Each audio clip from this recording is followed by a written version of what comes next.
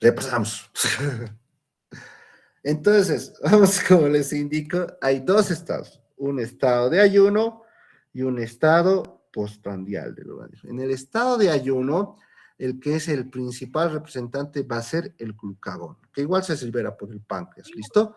Entonces, el objetivo del glucagón va a ser simple, va a ser producir o sacar las reservas de azúcar de lo que es del hígado, ¿listo? Que es lo principal que hace, pero no solo eso, sino es que va a intentar también sacar lo que es azúcar de lo que es el tejido musculoesquelético y de lo que es el tejido adiposo. A nivel del tejido adiposo no saca azúcar como tal, sino va a empezar a hacer una lipólisis, una destrucción de los lípidos para que así se pueda ver lo que es un aumento de lo que son el ATP a partir de tejido graso. Y este mismo tejido graso que se va a empezar a destruir para producir energía, una parte va a ir a lo que es el organismo y otra parte va a ser recaptada por el hígado, porque el hígado metaboliza todo, esa es la magia del hígado, pero al metabolizar esto también le induce a que empiece a haber acumulaciones de tejido lipoide donde no debería. Entonces, por tal razón, en el caso del ayuno, lo que queremos es más bien tener azúcar de reservas, ¿listo? Y eso lo hace el glucagón es el que empieza a trabajar, ¿ya? En cambio, en el estado prandial o después de que nosotros consumimos alimentos, hay un exceso de azúcar en nuestro metabolismo. Entonces, lo que hace ahí la insulina es donde va a bajar la insulina y es lo que va a hacer es acumular o metabolizar lo que es los azúcares extra en el organismo y va a empezar a llenar lo que es de reservas al tejido hepático y al tejido muscular. ¿Ok? ¿Ya? Y no solo eso, sino es que va a actuar a nivel del adipocito para que este igual empiece a acumular nuevo tejido graso. Como les decía, tal vez no me escucharon, el objetivo de la insulina es ser una prohormona de tipo anabólica, ¿ya? No es catabólica como el glucagón, que destruye azúcar, que destruye tejido adiposo, no, es anabólica. ¿Por qué? Porque su misión es crear, ¿listo? La definición de metabolismo es un equilibrio entre catabolismo y anabolismo, por si acaso. El catabolismo es destrucción de proteínas, de lo que es lípidos, de lo que son aminoácidos. En cambio, el anabolismo es creación, ¿listo? Creación de carbohidratos, de lípidos, de proteínas. Entonces, la insulina es una más que todo anabólica. ¿Por qué? Porque va a causar glucogénesis, que quiere decir, va a causar que empiece a acumularse lo que es el azúcar, ¿listo?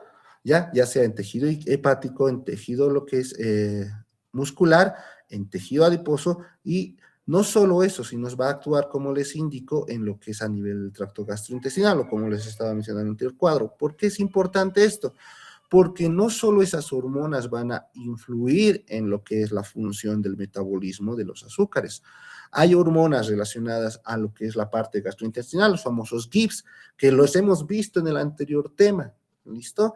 Que son parte fundamental en el tratamiento de lo que es la diabetes, ¿ya? Que van a actuar a nivel del tracto gastrointestinal ayudando a la absorción de ciertas sustancias, como que ayudando o inhibiendo la absorción de los carbohidratos, que en este caso son los azúcares, aumentando la peristalsis para que se aumente o se disminuya la producción de estos, ¿ya?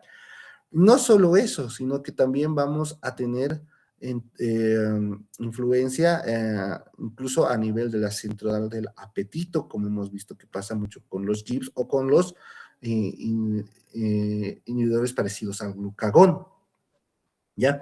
Entonces, el manejo de eh, como vemos estos escenarios, nosotros vamos a ver que del tratamiento de la base de las insulinas vamos a tener dos periodos grandes. Un periodo de ayuno en el que el paciente no va a comer y un periodo en el que el paciente come y vamos a necesitar ya sea bolos, listo, de administración de ciertas insulinas, porque no todas las insulinas se parecen, como hacer dentro de unos momentos, o ajustar la dosis de la insulina.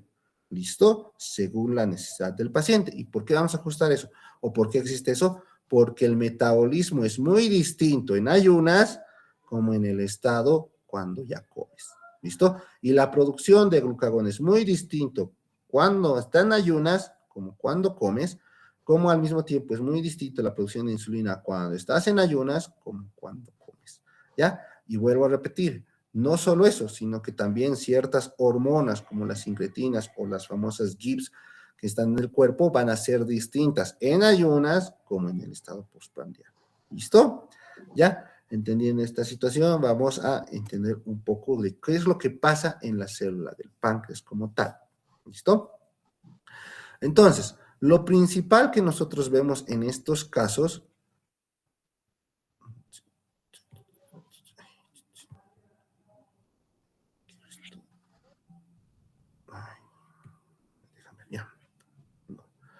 lo que nosotros vemos en estas casas es, uno, el ingreso de la glucosa a través de la célula, ¿ya? Esto va a ser a través de los famosos receptores GLUT, más que todo los GLUTs1, que son los que abundan en el tejido hepático, en el tejido esquelético, ¿ya? Por si acaso, hay como 10 tipos de GLUTs, ¿ya? Hay GLUTs más predominantes, por ejemplo, en tejido encefálico, como el GLUT2, que a diferencia de lo que es en tejido periférico, ¿ya? ¿Por qué les menciono esto? Porque el principal es el GLUT4, que es mayormente el que se encuentra en todo, distribuido en casi todos los tejidos, que es el principal transportador del azúcar hacia el interior de las células. Cuando este GLUT falla por trastornos genéticos, como vamos a ver más adelante, puede desarrollar diabetes, ¿ya? Sin embargo, ya desde ahorita voy avisando que el GLUT, hay distintos tipos de GLUTs, ¿ya? Entonces, una vez que el GLUT hace ingresar lo que es la glucosa, va a empezar a encontrarse lo que son enzimas como las glucosinasas, la hexocinasa 6, ¿ya? Estas van a empezar a fosforilar, que quiere decir a activar lo que es la glucosa 6-fosfato, y esta va a empezar recién a ingresar a lo que es la producción de energía a nivel de la mitocondria. Cuando ingresa a lo que es la mitocondria, ya va a producir los famosos ATP, ADP, nuestro famoso ciclo de Krebs, que tanto nos han dicho a memorizar los 32 pasos, ¿listo? Para producir los 16 pasos para producir lo que es una molécula de ATP, ¿ya? Y esta al mismo tiempo va a interrumpir a lo que son los canales de potasio, ya van a empezar estas a sobresaturarse más que todas las unidades, las subunidades sur, ¿ya? Van a cerrar lo que son los canales de potasio, van a liberar para que ingrese calcio a nivel intracelular. Este calcio a nivel intracelular va de va lo que es activar los canales de voltaje que al final van a terminar haciendo una endocitosis y liberando lo que es la proinsulina, ¿ya? Lo que libera no es insulina como tal, es una proinsulina, es una prohormona, ¿listo? ¿Ya? Y esta hormona ya va a dividirse en dos, ¿listo? En la insulina y el famoso péptido C, ¿ok? ¿Listo? Entonces, estas son las series de pasos que, que pasa para que la célula beta del páncreas pueda liberar lo que es la insulina del cuerpo, ¿ya? ¿Y cómo lo hace? Pues primero captando el azúcar, fosforilando la misma, haciendo una activación de lo que es el ATP para actuar a nivel de sus canales de potasio y de calcio, para que así al final pueda liberar o endocitar la famosa insulina, ¿ya? Pero esto, como les vuelvo a repetir, es una prohormona lo que hace primero en el cuerpo. Y de ahí va a causar que esta insulina se va a dividir en dos, en una insulina y en el péptido C, ¿ya?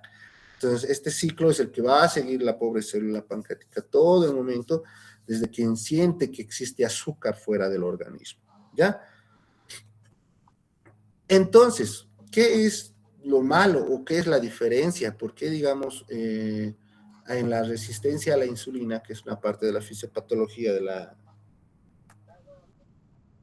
de la diabetes, eh, cómo se comporta la insulina en los distintos compartimientos? Bueno, aquí vemos una gráfica que está tomada del propio libro, en que vamos a tener dos escenarios, una en paciente diabético y una en paciente no diabético.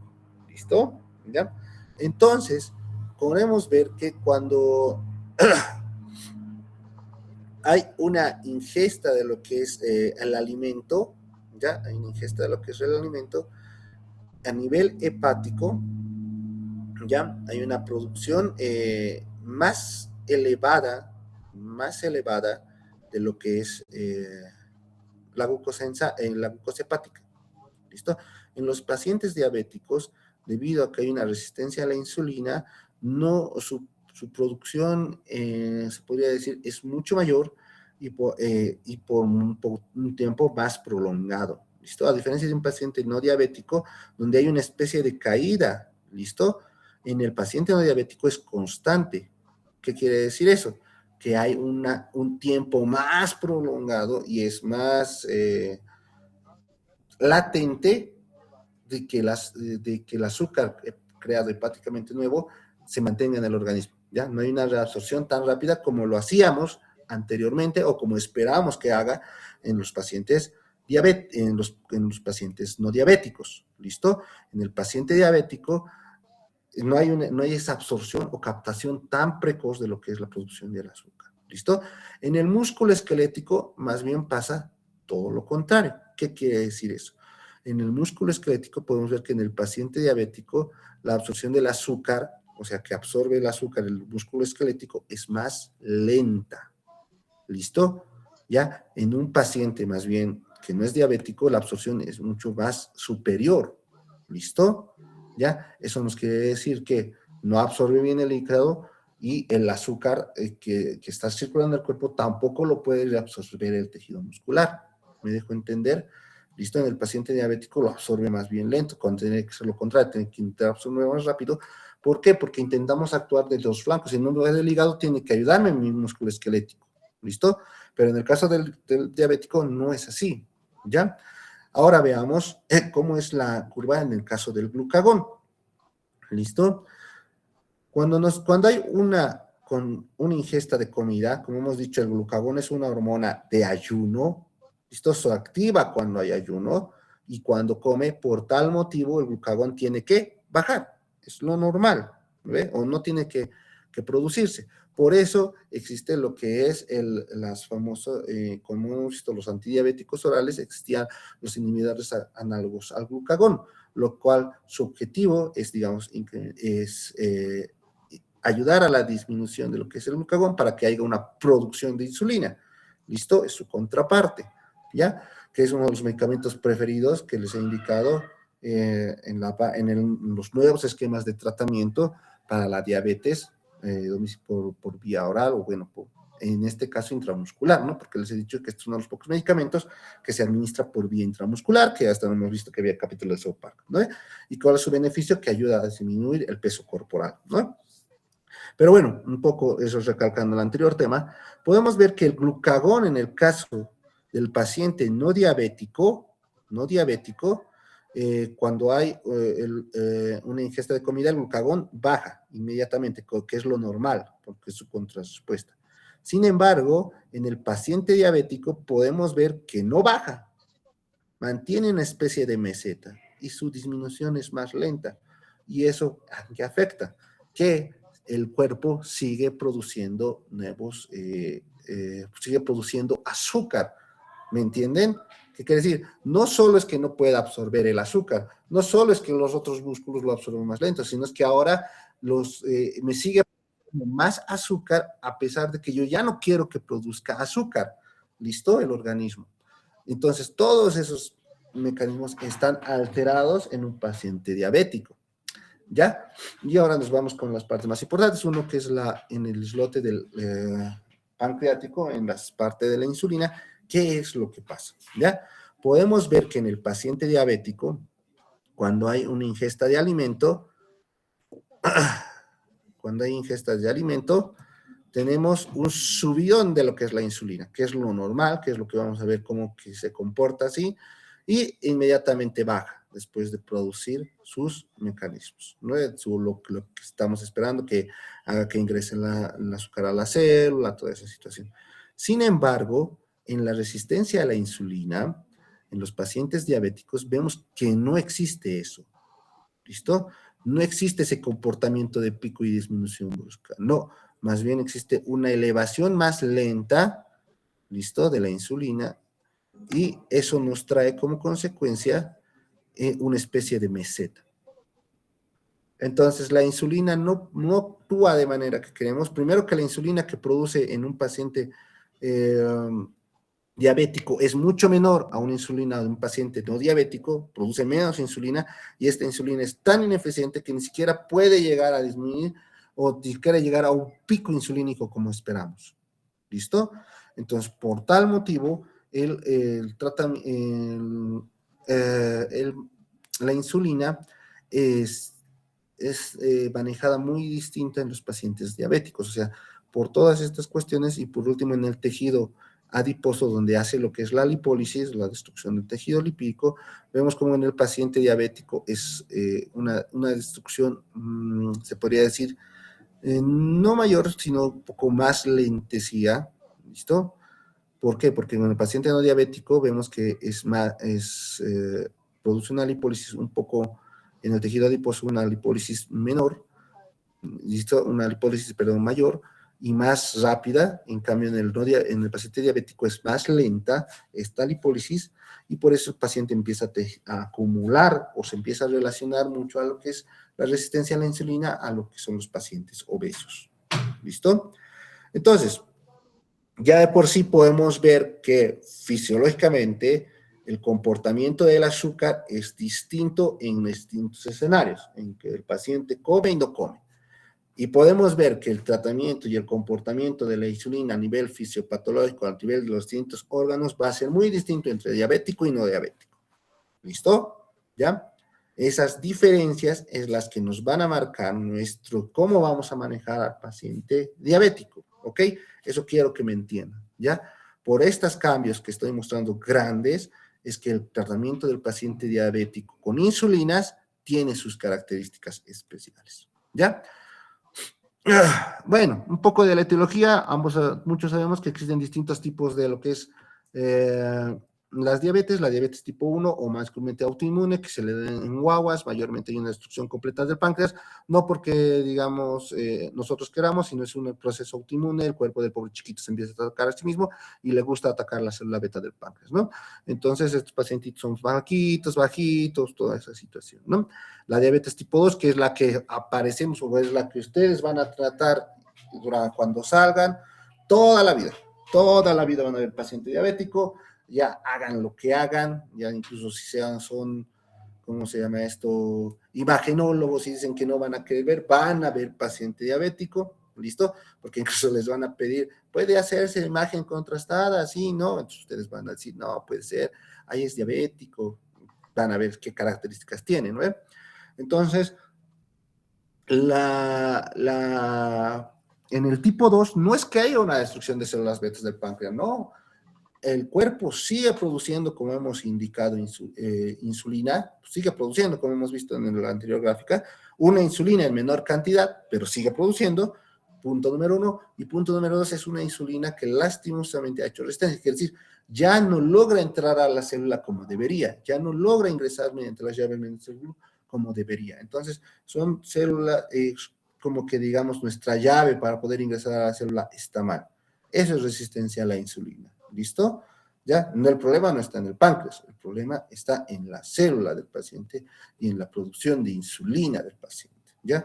Produce mucho menos, y esa insulina que produce lastimosamente no está un poco defectuosa o ha hecho resistencia tanto a las células que no logra ingresar, ¿listo? Por tal motivo necesita de una insulina externa, que es lo que vamos a ver, una insulina exógena para poder cubrir la demanda del pobre organismo del paciente diabético, ¿ya? Las MODIs, o famosos monogénicas, ¿ya? Las MODIs son más que todo igual de otra característica autoinmune, no afectan, que es la parte de la célula beta del páncreas, afectan a otros niveles, por si acaso, ¿ya? Y bueno, la verdad son un poco raras, ¿no? Y por otras causas, ¿ya? Causa gestacional, ¿ya?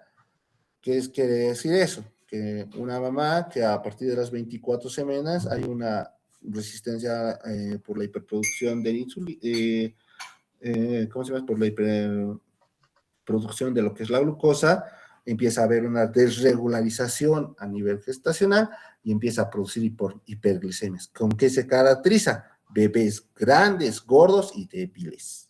¿Listo? ¿Ya? Porque no hay que olvidar que las células beta del páncreas, el páncreas no solo produce lo que es insulina, hemos visto que también produce glucagón, y no solo eso, hemos visto que también produce o puede producir SST, o bueno, hormona de crecimiento.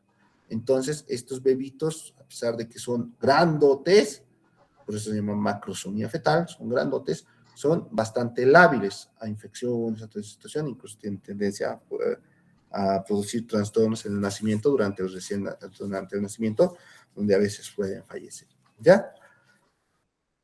Luego tenemos por causas endocrinopáticas, ¿qué quiere decir? Por enfermedades. Eso es muy fácil de ver. Mayormente es el Cushing, como hemos indicado, la enfermedad de Cushing, ¿ya? Podemos tener la acromegalia o, vamos, gigantismo, ¿listo? Inducidas por fármacos, como vamos a ver en una tabla posterior, qué fármacos pueden producir hiperglucemia, que eso va a ser igual una pregunta de su examen, qué fármacos producen hiperglucemia, ¿ya? Porque yo necesito que sepan que de pronto si tu paciente empieza a hacer hiperglucemias de la nada, puede ser relacionado a un fármaco que tú le estás metiendo, ¿ya?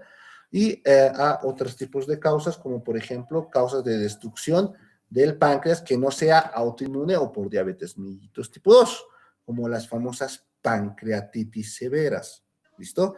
En la pancreatitis severa es un daño no endocrino, sino exócrino, donde el páncreas empieza a licuar y por tal motivo destruye todas sus células betas del páncreas, y ante esta situación el paciente ya no tiene células beta porque hay una destrucción por la pancreatitis y necesita o empieza a formar lo que es una diabetes tipo D que conocemos. ¿Ya? Entonces todo eso puede causar pancreatitis. Pregunta del $1.000.000.000, ¿ya? ¿Cuáles de todas estas causas necesitan insulina?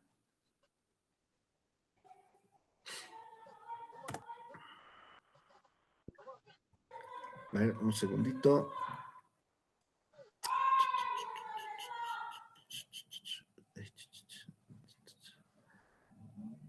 ¿Cómo es? ¿Quién alzó la mano? Ana. Doctora, soy yo la mano. Ariana. Ah, perdón. Bien. Sería para la diabetes mellitus tipo 1, porque antiguamente era conocido como insulino dependiente, Muy y bien. al producirse esa destrucción de las células que producen insulina, por eso. Ya, muy bien. ¿Qué más? Solo las insulinas tipo 1. ¿En qué momentos indicamos insulina? Decimos, Pau, este paciente necesita insulina. Diabetes tipo 1, te la acepto. ¿Qué más? Mm, no sé, doctor, no entendí su pregunta. ¿Pero qué más? ¿Qué más? Vamos. ¿Cuál más necesita uso de insulina? ¿Cuál es la indicación de la insulina? Doctor, ¿sería el tipo 2 también como un tratamiento escalonado? Ok. ¿Cómo? ¿Cómo escalonado?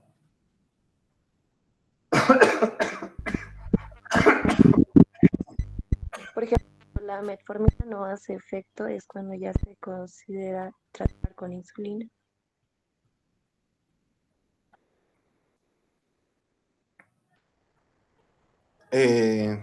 Más o menos. Como hemos indicado, cuando el tratamiento del paciente en la diabetes mellitus tipo 2 no se puede controlar, por más que usamos 2 a 3 antidiabéticos, no estamos logrando controlar, porque hemos visto en el esquema que, digamos, le das metformina, no te está funcionando, digamos que el paciente joven, de 16 años, en camida, no le está funcionando. Bueno, ¿sabes qué? Usaremos SGLT2 más, porque, bueno, es levemente cardiópata, y a pesar de todas esas no está funcionando, y dices, no, pues ya estamos con 3 antidiabéticos, con 3 mecanismos de acción distintos, y no está funcionando, es muy refractario, directo a insulinas. Muy bien, ya, eso yo creo que estoy entendiendo como tratamiento escalonado, ya, como hemos indicado en el tratamiento de antidiabéticos orales, No es solo dar metformina y rendirnos, hay que empezar a buscar asociaciones y hay asociaciones específicas por patologías. ¿Listo? Eso es lo que vamos a, en tus exámenes va a haber casos, preguntas, casos clínicos, así, por si acaso, ¿ya? O sea, paciente cardiópata que no está respondiendo a la metformina, ¿qué le añadís? Ah, voy a añadir un SGLT2. ¿Qué era el SGLT2?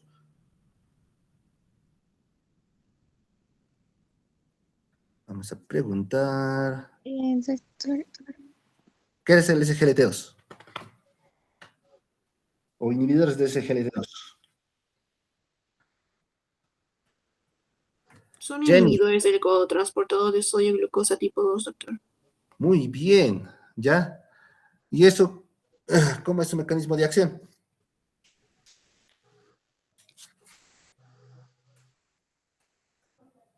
Bloquean, doctor, en el túbulo contorneado distal. Proximal, ¿ya? Pero que Proximal, sí, para la reabsorción renal de la glucosa, disminuyendo. excelente, ¿ya? Entonces, los SGLT2 lo que van a inhibir lo que es la absorción o reabsorción de lo que es la glucosa. ¿Listo? Entonces, por tal motivo, hay una menos glucosa sérica y por tal motivo, entonces disminuye los valores de glucosa. Hemos dicho que está preferentemente usada en pacientes cardiópatas porque tienen o cumplen una función diurética asociada. ¿Por qué diurética? Porque al inhibir el cotransportador, la glucosa empieza a ir más por la orina y causa un efecto osmótico. ¿Ve? Causando, claro que va a causar glucosuria, pero no va, pero va a ayudarnos en distintos efectos, ¿no? Bueno, yéndonos a esa situación. Ese sería un punto. ¿En qué otros pacientes voy a dar insulina?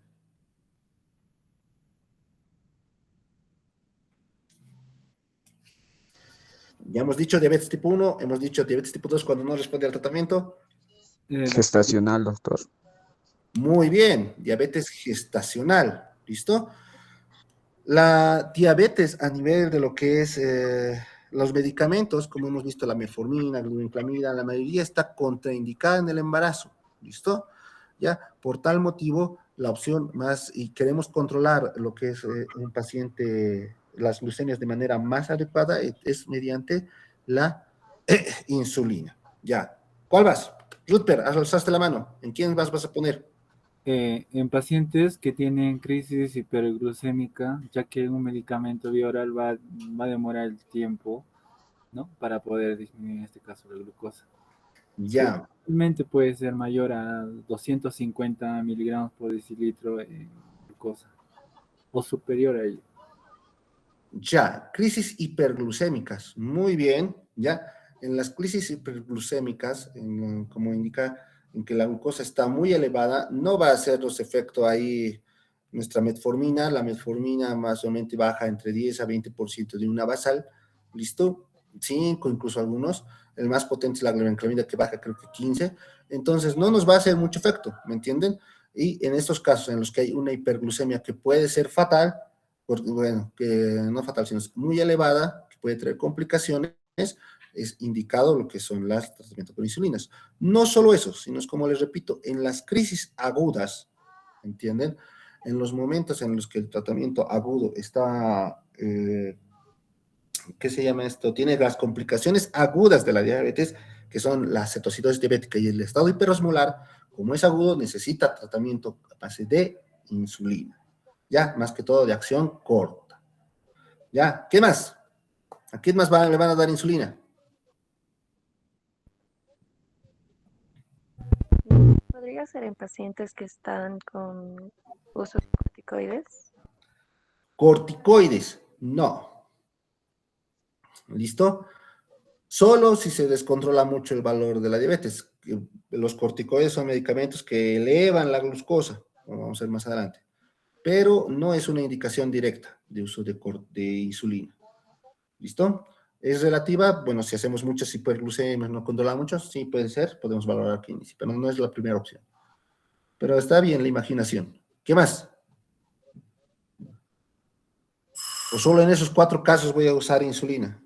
Paciente con diabetes 1, mi paciente tipo 2 que no se controla, mi gordita embarazada. A 3 nomás me han dado. ¿Qué más? ¿Quién más voy a dar insulina? Ah, ya mis estados agudos o mis descompensaciones graves.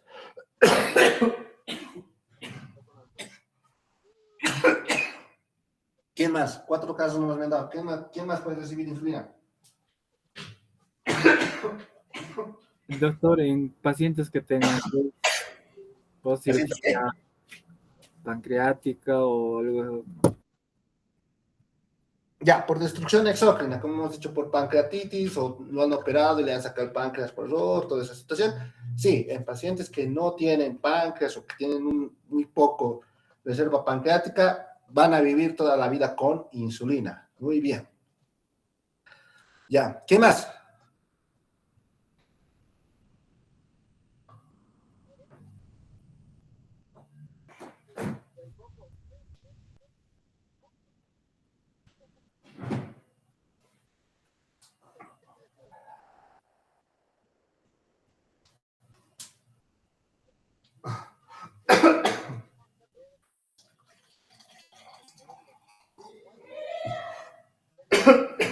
¿Cómo es? Hemos dicho, diabetes tipo 1, diabetes tipo 2 refractaria a tratamiento, diabetes gestacional, diabetes secundario a destrucción pancreática y descompensaciones agudas y diabéticas. ¿Quién más? ¿O esas son las únicas indicaciones para el inicio de insulina? ¿Cómo es? ¿Alguien más imaginación? ¿Imaginación ahí? ¿Por qué causa? ¿A los únicos que voy a dar? ¿A los únicos que damos?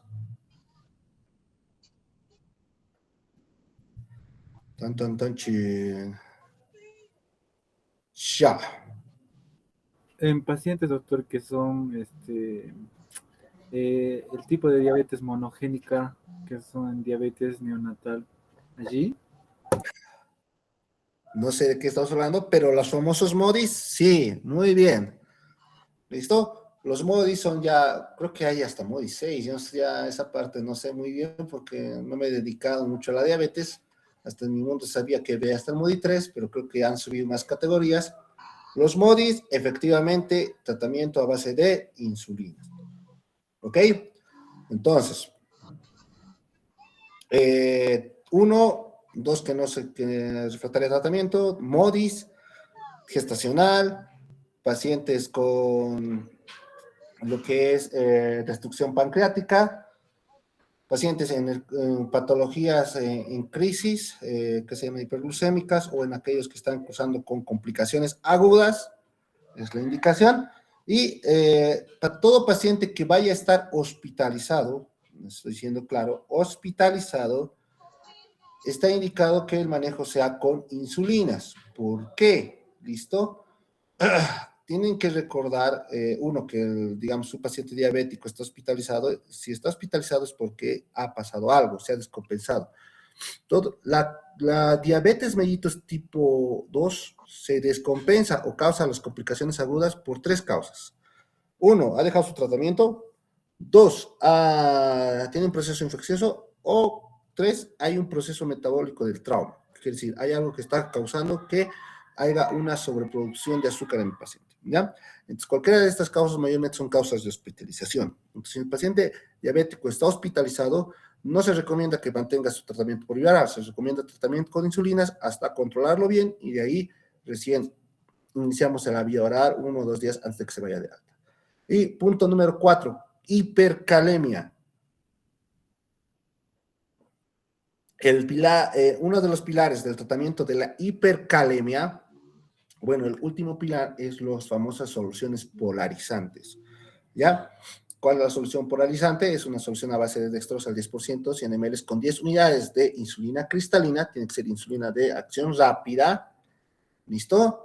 Y eso hay que administrar al paciente. ¿Por qué? Porque hay que recordar que entre el momento fisiopatológico, en la hipercalemia, el potasio entra con lo que es la insulina, ¿listo?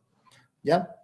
Entonces, nosotros al darle insulina al paciente, aperturamos lo que son los canales de potasio que van a hacer que entre más rápido a la célula a nivel intracelular. Por tal motivo va a bajar la hipercalemia del paciente, ¿ya? Entonces, en pacientes que están cursando con hipercalemias severas, ¿ya? Es una indicación del uso de insulinas. Y como vamos a ver en las complicaciones de la cetoacidosis, no puedes iniciar insulina si tiene hipocalemia. ¿Por qué? Porque por lo que ahorita les estoy diciendo, causa disminución de potasio. Entonces, a un paciente que ya está disminuido, que le disminuyas más, es técnicamente matarlo. ¿Ok? ¿Listo? Esas son las principales indicaciones para el uso de insulinas. Si tu paciente no tiene ninguna de esas cosas que estoy mencionando, no le des insulina. ¿Listo? ¿Ya? No es indicación. ¿Ya? Entonces puedes usar cualquier otro antidiabético oral. ¿Ok? Si no está acusando con ninguna de esas situaciones. ¿Listo? Las indicaciones para el uso de insulina son claras. ¿Ok? No estamos aquí inventándonos nada. ¿Ya? Eso ya está descrito.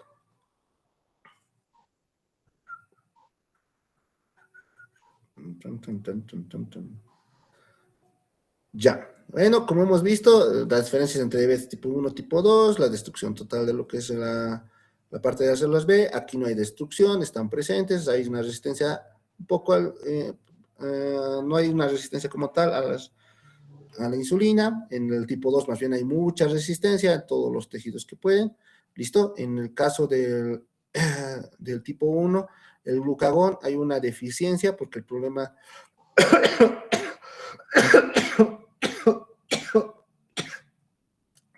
es a nivel de las células beta, ¿ya? Entonces, pero sus células todavía que producen lo que es las alfa que producen el glucagón todavía están bien. Entonces hay una deficiencia de hipoglucemia. En cambio acá, debido a que aquí hay la resistencia, como hemos visto en los gráficos, el glucagón más bien se mantiene siempre un poco más alta y está como en meseta. Eso es una respuesta desregulada. ¿Listo? Entonces el glucagón a nivel del paciente que hace resistencia más bien no funciona bien, porque hay una alteración en lo que es su metabolismo por la cuestión de la resistencia a la insulina. Y las proinsulinas presentes están mayormente son ausentes en el tipo 1, en cambio en el tipo 2 está muy elevada. ¿Ya? Criterios diagnósticos para diabetes, esto ya lo sabemos. Esto es sacado de lo que es el texto, de lo que es el Goodman y Gilman. Sin embargo, vuelvo a repetirles, las guías cambian y las guías actualizadas creo que han modificado ciertos puntos de lo que es el diagnóstico actual de la diabetes. No estoy seguro muy bien en qué puntos, la verdad, como les dije, no leí una guía de hace 2 meses, porque la verdad no soy diabetólogo, pero sé que hay unos discretos cambios, no son muy grandes, pero sí hay discretos. Si alguien de ustedes quiere ser endocrinólogo, ya ahí está para leerlo, ¿listo? Bueno, cualquier glucosa en cualquier momento del día que sea más allá de 200 miligramos de cilitro, hayas comido, no hayas comido, sea 3 de la tarde, 5 de la noche, cualquier momento ya es diagnóstico de diabetes, por si acaso, ¿ya? ¿Listo? Entonces, si en algún momento le sacan una glicemia, no sé, a tu papá y dice 250 y dice, ay, pero he comido hace 1 hora, no importa, a pesar de que ha comido hace 1 hora, ya es 250, es diagnóstico de diabetes. ¿Listo? Glucosa en ayunas tiene que ser mayor a 126, esto es un poco antiguo, las normas actuales dicen mayor a 120, ¿listo? Con un ayuno más allá de 8 horas. Esto de sin ingesta calórica igual ha cambiado, creo que es una ingesta calórica, creo que 180 miligramos, algo así, si no me equivoco bien, en las últimas guías, ¿ya?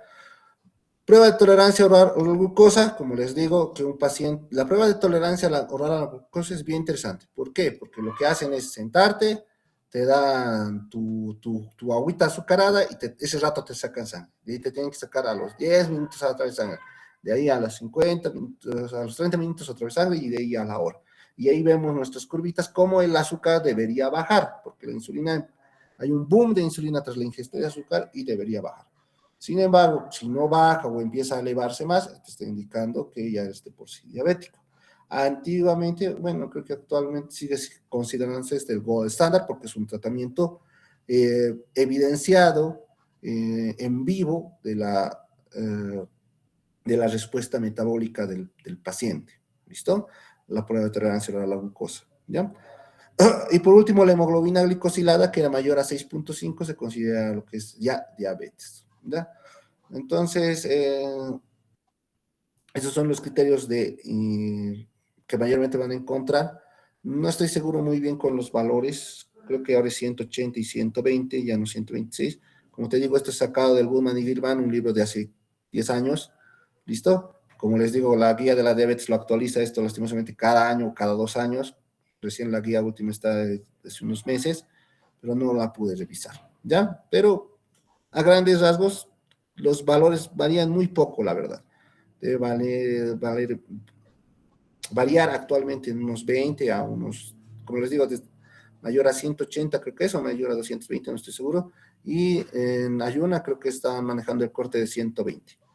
¿Listo? Ya no 126, ¿ya? Pero como les digo, son pequeñeces, más que toda la idea está clara. Seguimos usando los 4, glucosa aleatoria, glucosa en ayunas, prueba de tolerancia oral y hemoglobina glicositada. Son todas pruebas todavía que se utilizan para la determinación de la diabetes, ¿ya?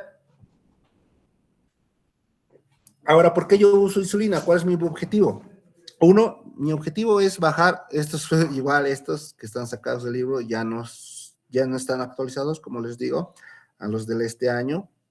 Como les dije, la guía salió hace 2 meses. Actualmente lo que se busca ya no es una hemoglobina menor a 7, se busca una hemoglobina de menor a 6.5, ¿ya?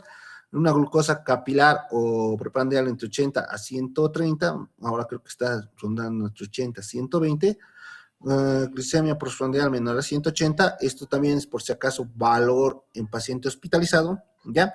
En paciente hospitalizado no buscamos, por ejemplo, que tenga una glicemia de 110, 105, no podemos esperar, más que todo si estamos hablando de paciente crítico, paciente en terapia intensiva, un valor menor a 180, es decir que estamos nomás ahí queriendo controlar. ¿Ya? La presión arterial sigue siendo un pilar de tratamiento. Ahora creo que la guía está entre 130 y 80, ya nos está pidiendo, ya es un poco más rigurosa. En cuanto a las estatinas, como te digo, pacientes de riesgo, ¿listo? Pacientes de riesgo menos de 40 años, pero que tengan un riesgo cardiovascular alto, si se sugiere, aparte de tu tratamiento con insulina, se sugiere también que inicies hipolipemiantes, ¿ya? Principalmente lo que son las estatinas que ya hemos visto. Atorvastatina, suvastatina, ¿listo? Risovastatina, ya pueden ser cualquiera de esas asociando al tratamiento, porque como les digo, la diabetes no solo va a afectar el azúcar, ya va a afectar también a lo que es el manejo de lo que es los lípidos, y por tal también se acompaña de trastornos a nivel de estos valores de tu lipidograma, ¿ya? Y si tienes pacientes mayores de 75 años que no tengan actividad física, sí o sí tienes que añadir a tu tratamiento estatinas. Ahora, lo que nos interesa, la insulina, la famosa insulina, ¿ya? ¿Qué es la insulina? Es una especie de sustituto que hemos creado a partir de ADN recombinante, ¿ya? Viene en unidades internacionales, por si acaso, ¿ya? ¿Por qué les digo esto? ¿Por qué? Porque igual las jeringas, toda esa situación, son jeringas especiales de insulina, ¿ya? Que miden dentro de un ml como tal, porque viene de un ml, viene gradificado para calcular cada una unidad, ¿listo? ¿Por qué les digo esto? Porque siempre se confunden o en algún momento les dicen, pasale 10 unidades internacionales, y lo que no te dicen que le pases pues toda una jeringa es casi unas 100 unidades internacionales, ¿listo? 10 unidades es, como dice ahí, sus marquitas tienen ahí 10, 20, que es solo 10, ¿listo? ¿Ya? ¿Por qué les digo esto? Porque muchas veces en el hospital se confunden, y ya nos ha pasado que más que todas las auxiliares de enfermería o las estudiantes de enfermería no ubican, piensan que es toda la jeringa y pues al final nuestro paciente está con hipoglucemia brutal, no sabemos fijar lo que es el frasco de insulina y está casi vacío. Entonces decimos, ¿qué ha pasado? Ah, no, es que me han dicho que hay que administrarle 10 unidades y le pasa un ml, y vos, un ml 100, ¿listo? Entonces, por esa situación hay que recordar que la medición de la insulina es en unidades internacionales, ¿listo? Tiene una idea específica, ¿ya? No, que no es una unidad así al azar, ¿ya? Es específica, en unidades internacionales, ¿ya? No es miligramos de cilitro, no es de cc, no es ml, ¿ya? Unidades internacionales, ¿ya? Entonces, Las unidades internacionales van a venir en distintas concentraciones, según a lo que veamos de nuestro medicamento. Si va a ser las ultracortas mayormente vienen en 1 en 100, las de largas vienen 1 en 200, 1 en 300, ¿ya? Pero más que todo es como una especie de presentación, pero todas están universalizadas en su administración con jeringa de insulina, ¿ya? ¿Listo? Excepto estas, hay algunas últimas que ya vienen hasta con su propia jeringa, como vemos en el caso de la Dubletec, que vamos a encontrar a nivel internacional. No hay en nuestro medio, por si acaso, algunas presentaciones que vamos a ver que los voy a ir mencionando, sin embargo, van a encontrarlas en otros países, ¿ya? No es que no exista, existen, pues también las mencionamos, ¿ya? La característica número 1 de tratamiento con insulinas es siempre subcutánea, ¿ya? Nunca intramuscular, ¿ya? No intramuscular, ¿ya?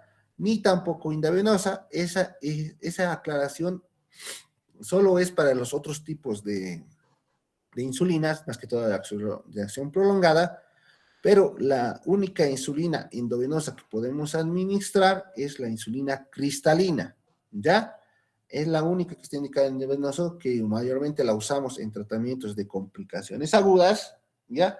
Y también la que les vamos a usar en tratamiento de complicaciones o en estados de elevación bastante incrementado de lo que es la glucosa, ¿ya? La insulina cristalina, vamos a ver, tiene sus características especiales, pero es la única que viene intravenosa. Todas las demás, la Lispro, la Deculer, la Galargina, ¿listo? La NPH, no tienen ni siquiera indicación endovenosa. ¿Listo? Estoy siendo claro. Solo existe una que es endovenosa, que es la cristalina. Todas las demás, sí o sí subcutánea, ¿ya? Sí o sí subcutánea, tampoco intramuscular, ¿ya? ¿Por qué subcutánea? Porque queremos que se acumule en el tejido adiposo, ¿listo?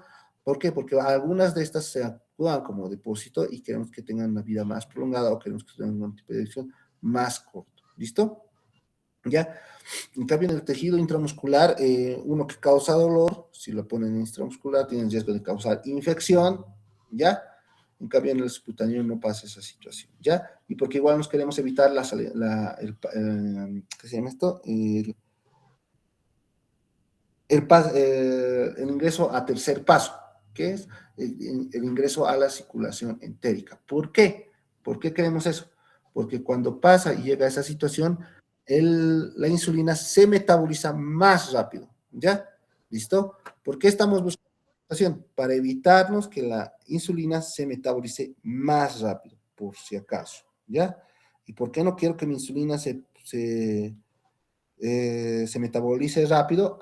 Por algunas características que vamos a ver más adelante, ¿ya? Y como está aquí, mira, la administración subcutánea llega a circulación periférica, no llega a circulación portal.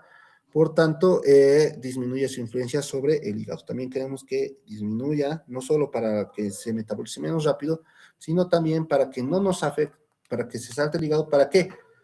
¿Por qué quiero que se salte el hígado?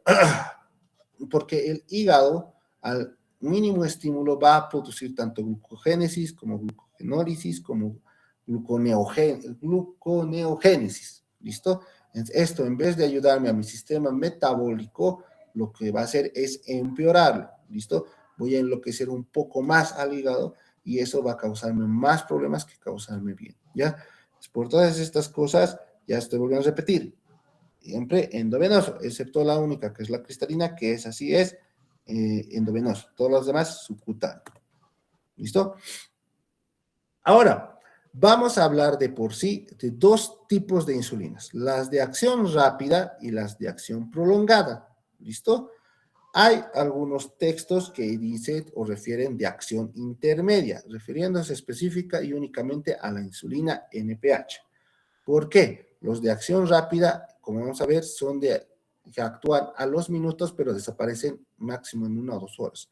Los de acción prolongada aparecen su efecto de acción a partir de unos menos de 4 a 6 horas, pero te duran casi 12 a 24 horas o incluso algunos 7 días, como vamos a ver ciertas características especiales de cada una. Sin embargo, la intermedia, que es la NPH, puede durar entre 8 a 12 horas. ¿Listo? Sin embargo, eso lo clarifican algunos libros o algunas clasificaciones, como van a ver, o cuando revisen ciertas diapositivas, van a ver esa diferencia. Pero nosotros vamos a incluir a la NPH como una de acción prolongada, como está en su libro, ¿ok? No lo vamos a incluir en lo que es la acción corta, ¿ya? Digo, acción intermedia.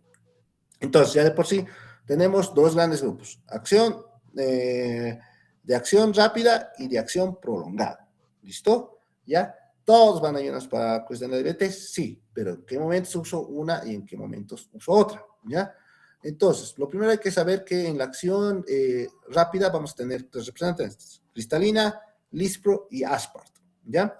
¿En qué se caracteriza? En que la lispro hay una modificación o una inversión de los aminoácidos a nivel del B28 y del B29, ¿listo? Aquí es donde se modifica, ¿listo? Y en el aspart hay un cambio en el ácido del aspartico a nivel del B28, ¿ya? Aquí hay un cambio a nivel de un aminoácido lispro, ¿ya? Entonces, ¿qué va a causar esto? Esto va a causar que estas moléculas sean de acción rápida, o sea, de que se puedan neutralizar, que puedan disminuir o hacer un pico más precoz, ¿listo? Y puedan disminuir el azúcar más pronto. ¿En qué momentos voy a utilizar este tipo de insulinas? Cuando yo quiera bajar el azúcar de golpe. ¿Y cuándo yo voy a querer bajar el azúcar de golpe? En dos momentos. Uno, después de las comidas, ¿listo? Cuando lastimosamente haya un pico hiperglucémico, ¿listo? Después de las comidas, o cuando tenga patología aguda. ¿Qué quiere decir? Cuando tenga mis complicaciones agudas como cetoacidosis diabética o estado hiperesmolar, no me puedo dar el lujo de poner una acción prolongada, es decir, no me puedo dar el lujo de esperar 24 horas a que haga efecto mi insulina, ¿me entienden? Tengo que hacer que haga efecto ya, ¿listo? En esa ocasión, yo uso de acciones cortas, ¿listo? ¿Cuándo uso de acción prolongada? Cuando, como hemos indicado, en pacientes, no sé, no funcionan mis antibióticos orales, necesito insulina, pero necesito que sea una administración de insulina constante y mantenida por más de 24 horas o 24 horas, ahí uso mis de acción prolongada. ¿Listo? ¿Ya? Cuando yo quiero manejar, estar más consciente o tener un control glucémico de mejor manera de mis glucemias, uso lo que son los de acciones prolongadas. ¿Listo? Aquí tenemos mayormente lo que es las NPH, como les indico, la insulina glargina y las de Temir, o insulina de Temir. ¿Listo? ¿Ya? Esas son sus principales representantes. Todas estas tienen cambios en un cierto extremo de la cadena de lo que es de la insulina, porque es una cadena de insulina, la que vemos aquí, esta bonita S es una cadena de insulina, y por ciertos cambios a niveles moleculares, les da ciertas características o de metabolizarse rápido o de metabolizarse lento. ¿Listo? ¿Ya?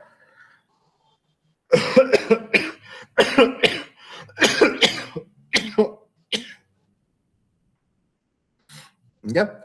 Entonces, esa es la situación. ¿Ya? Entonces, como les vuelvo a repetir, vamos a tener insulinas de carácter rápido y de carácter lento, ¿ya? Lo rápido, como hemos visto, la insulina cristalina o glicilina, la aspart y la lispro, ¿ya? ¿Por qué se llaman rápidas? Porque van a empezar a hacer su efecto de acción en menos de 15 minutos, ¿ya? Van a presentar un pico a la hora, porque dice de 0,5 a 1,5, o sea, la media es la hora, y de ahí después de su pico van a caer en picada. ¿Listo? Hasta máximo unos efectos que van a dar unos efectos residuales hasta 3 a 4 horas. ¿Listo? En cambio, las insulinas regulares o de amplio espectro van a empezar a hacer su efecto recién a la media hora o incluso a la hora, no hacen un efecto rápido a los 30 a 40 minutos, recién empiezan a hacer efecto con un pico efectivamente a las 2 o 3 horas, ¿ya? Y de ahí van a empezar a bajar lentamente hasta presentar unos efectos residuales que aproximadamente son hasta las 4 y a las 6 horas, ¿ya? ¿Cuál va a ser la diferencia?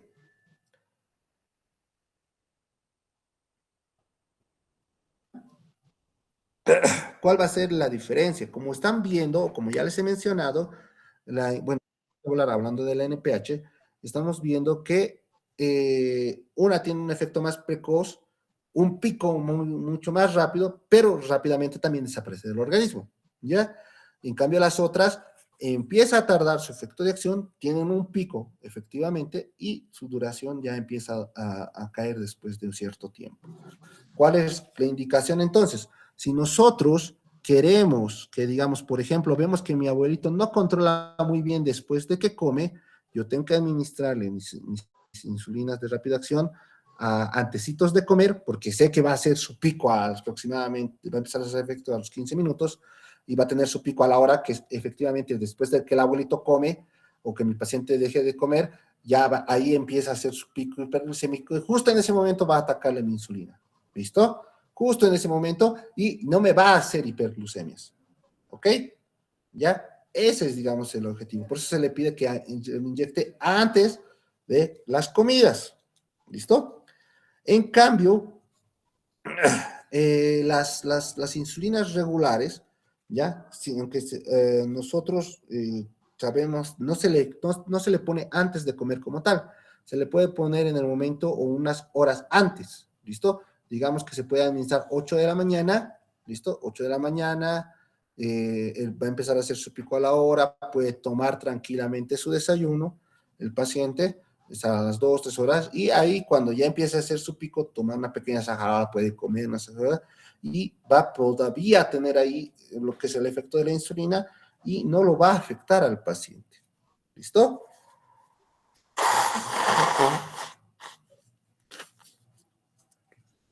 Entonces, por esa situación, las insulinas se comportan de distinto modo, ¿ya? Y estas son, como les digo, las de acción prolongada, ya, la de Temir, la argina y la de Clutet, cómo se comporta, ya, la NPH, como hemos podido ver, aquí, como dice insulina regular, que es máximamente la NPH, ya, vemos que empieza a funcionar a las 2 horas de acción, pico aproximadamente a las 6 a 8, y luego empieza a bajar de 12 a 16, ¿no? ¿Listo? Entonces,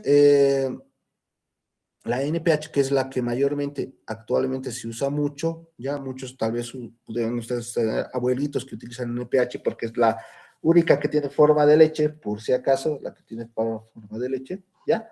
O presentación que parece lechosa, ¿ya? Tiene ese comportamiento, ¿ya?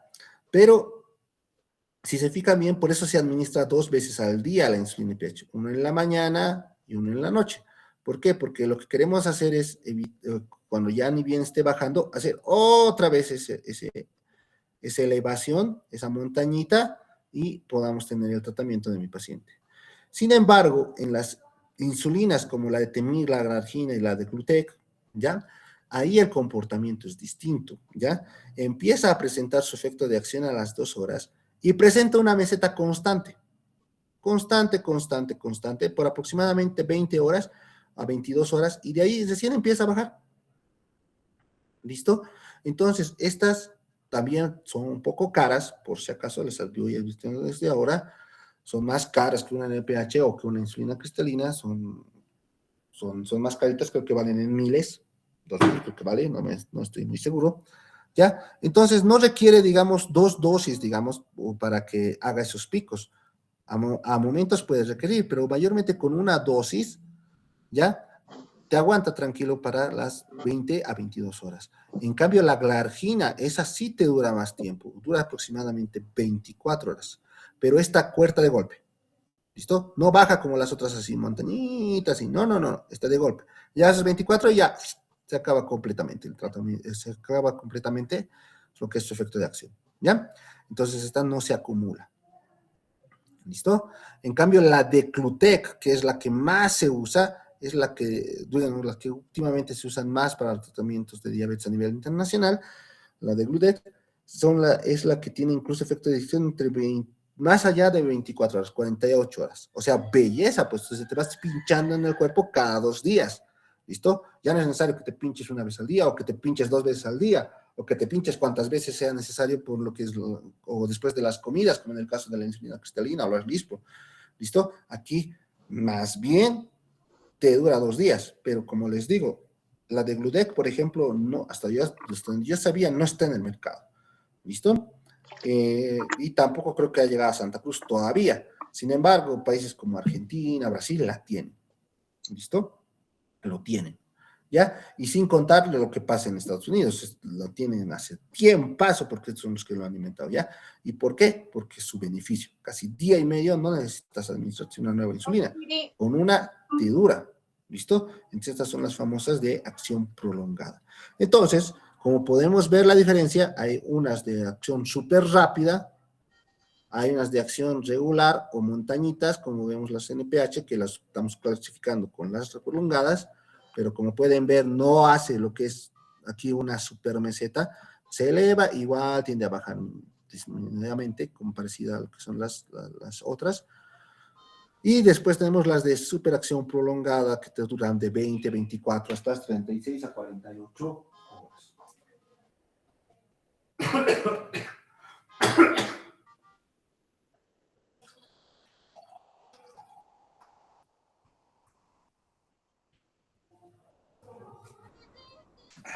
Estas características es lo que lo hace interesante el tratamiento a base de las insulinas, ¿ya? Por si acaso, ¿ya? Como pueden ver, vuelvo a repetir, por más que sea insulina, pensamos que solo vamos a ver un medicamento, el comportamiento es distinto, entonces hay que saber ver en qué pacientes voy a usar cada una de ellas. ¿Listo? Y ahora la tabla que queremos saber. ¿Listo? ¿Y cuál es la tabla que queremos saber? La famosa...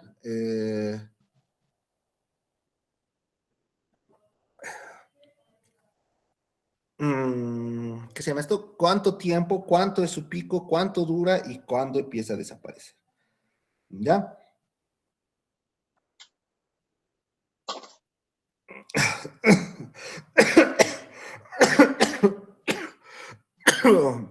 Un segundito, por favor.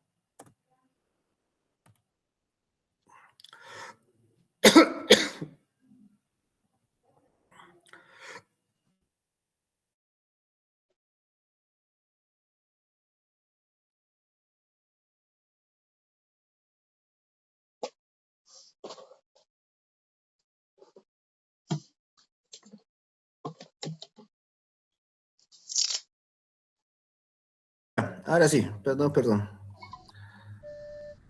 Ya. ¿Qué estábamos? Ah, sí, ya.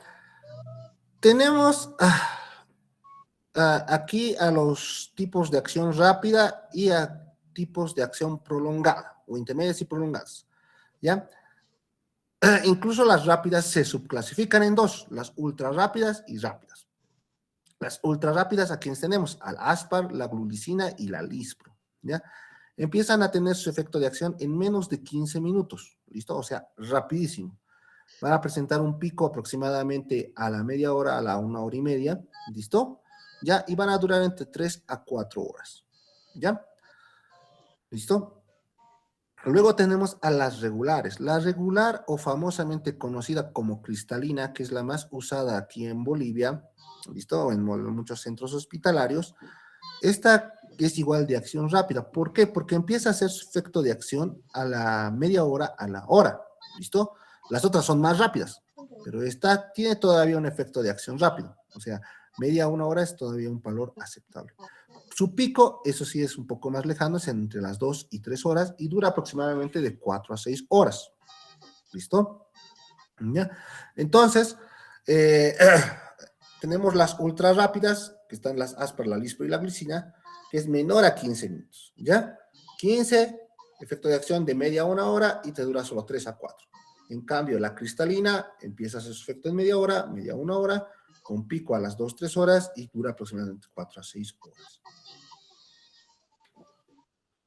¿Listo?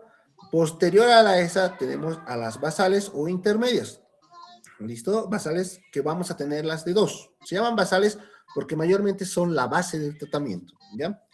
Vamos a tener un segundito más, por favor. Discúlpenme, por favor.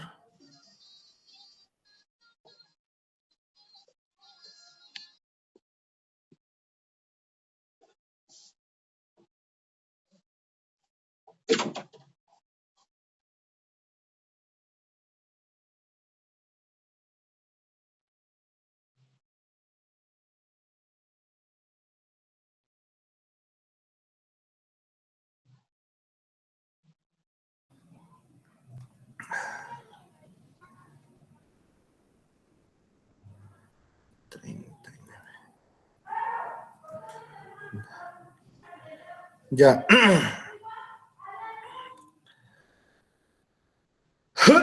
Bueno. Ahora, vamos a ver las de acción prolongada. Representantes, hemos visto la NPH, ¿no? La NPH va a empezar a tener un efecto de acción a las 1 a las 2 horas, pico a 6 a 10 y va a durar de 10 a 12, 16 horas. Mayormente es 12 horas. ¿Listo? Por eso se administra 2 veces al día, uno en la mañana y uno en la noche. La de Temir, la Glargina y la de Glutec, las que les mencioné, van a presentar todos un efecto de acción de 1 a 4 horas. ¿Listo? Es más lenta. ¿Listo? Y si se dan cuenta, ninguna tiene un pico. O sea, se mantiene constante. No tienen pico como las demás. Esto es constante y ya. Y van a durar, eso es lo que varía. La de Temir, por ejemplo, dura de 12 a 20. La Glargina dura de 12 a 24, casi un día. ¿Listo? Y la de Glutec de 24 a 42 horas. Belleza, incluso 42, 24, 48, casi 3 días te puede durar. 2 días y medio. ¿Listo? La de Glutec. Entonces, por esa situación es que estos medicamentos son cada vez más, se podría indicar, son los de preferencia, ¿no? Para un paciente porque es de mayor facilidad, ¿ya? Ahora, ¿por qué mezclamos? ¿Por qué mezclamos una acción corta con una acción prolongada? Hay medicamentos que vienen con ese tipo de características y vamos a ver más adelante. Una opción especial que es la vía inhalada, la famosa afresa, empieza a presentar un efecto de acción menor a 15 minutos, sin embargo, empieza a tener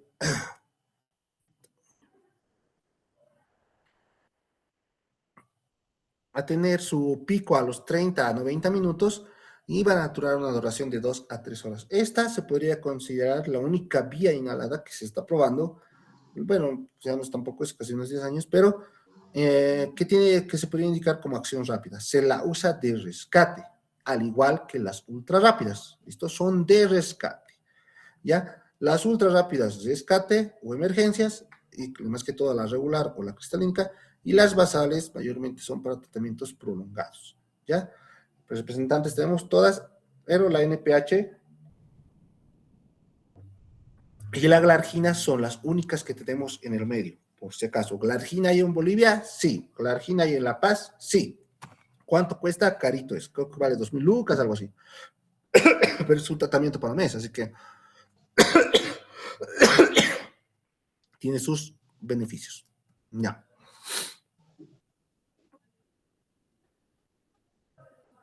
Y nos vamos a ir por cómo vamos a tratar la insulina como tal, ¿ya?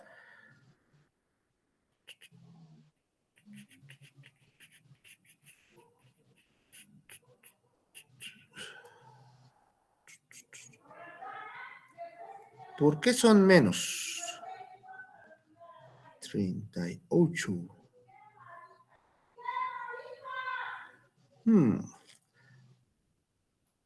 Éramos 40 y tantos. Jajaja. Vamos a llamar lista. Y vamos a ver quiénes están despiertos todavía. Achata. Achata. China. Achata China. No está. Ahorita se conecta, Doc. No, es que se conecte. Tan, chin. Tuvo problemas con su red. Hace rato he visto que son 39, hace rato. Anampa. Presente, doctor. Buenas tardes, ahora sí. Ok, Ancasi. Presente, doctor. Ya, Ancasi Liz. Presente, doctor. Muy bien, Bautista María. María no ingresó siempre, ¿no?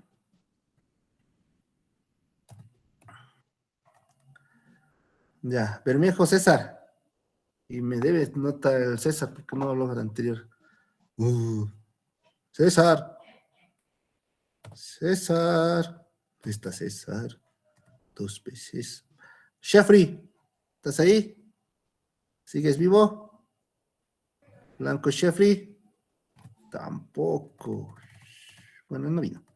Cayán Gustavo. No, ese tampoco vino. Calista Yatina, Presente, doctor. Cayo Mamani John, Presente, doctor. Canawir Jenny, Presente, doctor. Cartagena Jael, Presente, doctor. Chambi Leslie, Presente, doctor. Chaparro Yuimitza, Presente, doctor. Buenas tardes. Doctor, Nas. disculpe, hermano Sonizo, tuve problemas de conexión. te creo, no te creo. Sí, doctor, esto me ha salido. Pero igual me debes una, no has respondido la pregunta anterior. Ya. Chambi Leslie, Presente, Leslie. doctor. Presente, doctor. Chaparro Yuimitza, ya llaman, ¿no? China Wilder, China. No hay Wilder. Checaya Darinka. Tampoco. Choque Yasmín. Puta, nadie está atendiendo. Choque Milenka. Presente, doctor. Juarite Juan. Doctor, presente. Condoriana. Presente, doctor. Ya. Condorilis. Presente, doctor. Dongo Mateo. Dongo. Flores Carpio.